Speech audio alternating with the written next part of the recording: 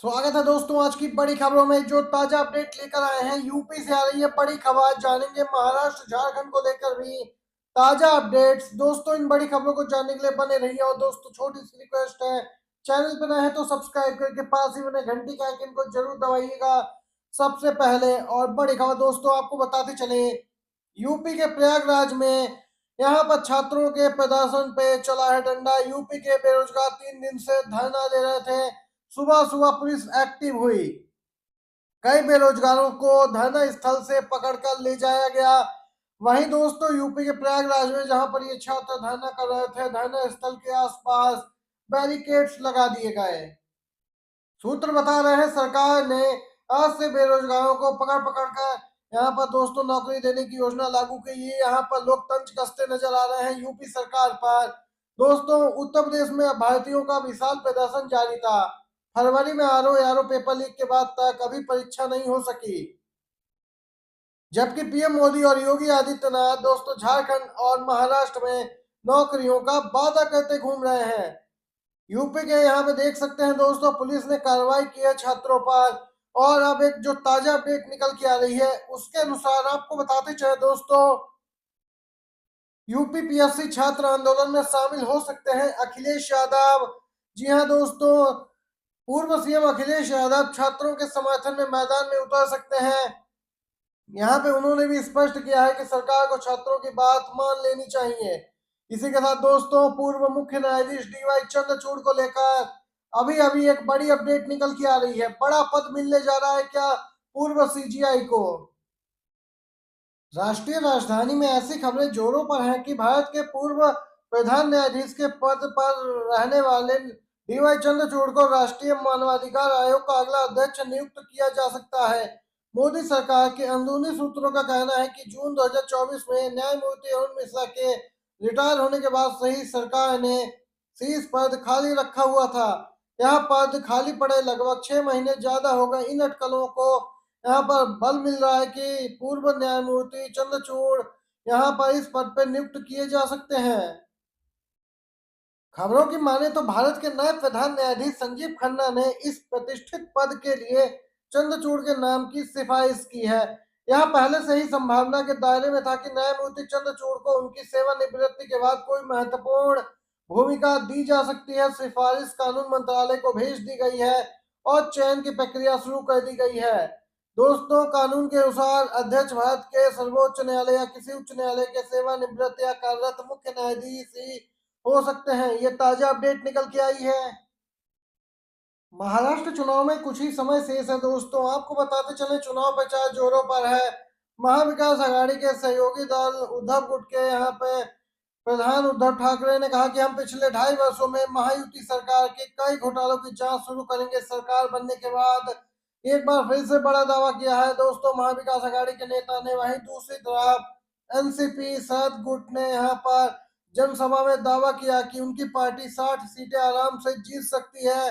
शरद पवार ने कहा कि वह पार्टी के गद्दारों को हरा कर रहेंगे। पवार के यहाँ बयान तब निकल के आया जब यहाँ पे अजीत पवार गुट को उनका नाम इस्तेमाल करने को लेकर सुप्रीम कोर्ट ने फटकार भी लगाई थी और अजीत पवार गुट से कहा था अपने दम पर चुनाव लड़िए।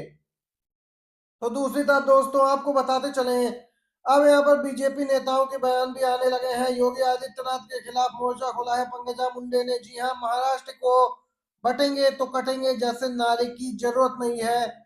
हम इसका केवल इसलिए समर्थन नहीं कर सकते क्योंकि हम भी उसी पार्टी से हैं। बीजेपी नेता पंकजा मुंडे का ये बड़ा बयान निकल के आया है दोस्तों। देख सकते हैं पहले अजीत पवार भी सीएम योगी के बयान को लेकर आपत्ति जता चुके हैं और बोले कि यह नारा महाराष्ट्र में चलने वाला नहीं है। महाराष्ट्र के लोगों को इस प्रकार के नारे पसंद नहीं है। फिर से आया है बड़ा बयान, गिर जाएगी मोदी सरकार। जी हां, महाराष्ट्र में इंडिया गठबंधन की सरकार बनते ही बीजेपी को केंद्र से सत्ता से विदाई तय है। आपको बताते चले महाराष्ट्र विधानसभा चुनाव में कुछ ही दिन शेष हैं। महाराष्ट्र प्रदेश कांग्रेस अध्यक्ष नाना पटोले ने कहा कि अब तक हिंदू सो रहा था लेकिन अब जाग गया है क्योंकि भाजपा की असलियत उसे पता चल गई है। नाना पटोले ने यह भी कहा कि महाराष्ट्र में महाविकास आघाड़ी की गठबंधन सरकार बनेगी और केंद्र सरकार दिल्ली में गिर जाएगी। एक इंटरव्यू के दौरान नाना पटोले से सवाल किया गया तो उसके जवाब में उन्होंने यहाँ पे अपनी प्रतिक्रिया दी। उन्होंने कहा कि टीडीपी और जेडीयू का यहाँ पे सभी जानते हैं किसी से भी समय ये लोग पाला बदल लेंगे, और जब ये लोग बीजेपी को कमजोर होता हुआ देखेंगे तो इनके मन में भी संशय होगा। महाराष्ट्र में सत्ता परिवर्तन जब होगा तब यहाँ पर देश में भी राजनीति में सत्ता परिवर्तन होगा, बीजेपी की सरकार गिर जाएगी। तेलंगाना के सीएम रेवंत रेड्डी का पीएम मोदी पर सीधा खुला आरोप। जी हां, तेलंगाना के सीएम रेवंत रेड्डी ने इंडियन एक्सप्रेस के कार्यक्रम में कहा कि पीएम मोदी सभी विपक्षी राज्यों को खत्म करने की पूरी कोशिश कर रहे हैं। विपक्ष शासित राज्यों के लिए निवेश को पीएमओ के माध्यम से गुजरात में भेजा जा रहा है, ये बड़ा आरोप लगाया। रेवंत रेड्डी ने कहा कि 2004 से 14 तक सोनिया गांधी यूपीए की अध्यक्ष थी, मनमोहन सिंह प्रधानमंत्री थे। उन 10 सालों में नरेंद्र मोदी ने दुनिया भर में गुजरात मॉडल का प्रचार किया।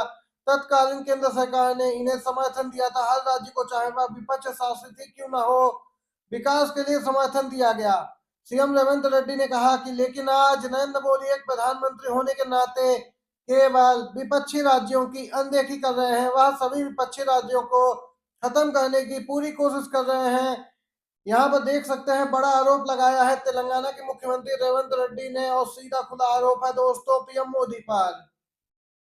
कांग्रेस के दिग्गज नेता चुनाव प्रचार जबरदस्त तरीके से महाराष्ट्र में कराते हुए दिख रहे हैं दोस्तों। चुनाव आयोग के अधिकारियों ने आज कांग्रेस के सांसद इमरान प्रतापगढ़ी के हेलीकॉप्टर की चेकिंग की। इससे पहले उद्धव ठाकरे की दोस्तों चेकिंग की गई थी हेलीकॉप्टर के बैग की। और दोस्तों इस बार कांग्रेस के नेता इमरान प्रतापगढ़ी यहाँ पे निशाने पे आए। इमरान प्रतापगढ़ी ने चुनाव के अधिकारियों से पूछा, सिर्फ विपक्ष का ही चेक होगा या सरकार के भी किसी व्यक्ति का यहाँ पे हेलीकॉप्टर चेक किया जाएगा? तो दूसरी तरफ दोस्तों कन्हैया कुमार भी जबरदस्त तरीके से चुनाव प्रचार करते हुए दिखाई दिए, और यहाँ पर लोगों से महाविकास आघाड़ी के पक्ष में वोट करने की अपील की है। पूरे महाराष्ट्र में महाविकास आघाड़ी की हवा चल रही है। मराठवाड़ा, बिहार, मुंबई में हर तरफ बड़े अंतर से चुनाव जीत रहा है महाविकास आघाड़ी। महाराष्ट्र की 36 कौम के लोग महाविकास आघाड़ी के साथ खड़े हैं, ये कहना है कांग्रेस नेता सचिन पायलट का। स्टार प्रचारक दोस्तों प्रचार कर रहे हैं कांग्रेस और महाविकास आघाड़ी के लिए। इसके साथ ही दोस्तों एक बड़ी खबर जो निकल के आ रही है, महाराष्ट्र चुनाव प्रचार के आखिरी 6 दिनों के लिए कांग्रेस का मेगा प्लान है। 5 दिन में कांग्रेस के नेता 75 रैली करेंगे। अकेले खड़गे राहुल और प्रियंका मिलकर 20 से ज्यादा जनसभाएं करेंगे। नेता प्रतिपक्ष मराठवाड़ा, पश्चिम महाराष्ट्र, उत्तरी महाराष्ट्र में 6 जनसभाएं करेंगे। कांग्रेस अध्यक्ष खड़गे की 10 और प्रियंका गांधी की 4 जनसभाएं होंगी। तो दूसरी तरफ सचिन पायलट, इमरान प्रतापगढ़ी की तो डिमांड है ही, उनकी सभाएं जारी हैं दोस्तों। सचिन पायलट की 8 और इमरान प्रतापगढ़ी की 20 यहाँ पे रैलियां प्रस्तावित है। ये थी इस समय की सभी बड़ी खबरें, और एक एक करके आप लोगों ने जानी है आपके अपने यूट्यूब चैनल पर। दोस्तों नए हैं चैनल पे तो सब्सक्राइब करके घंटी का आइकन को जरूर दबाइएगा। वीडियो देखने के लिए बहुत बहुत धन्यवाद।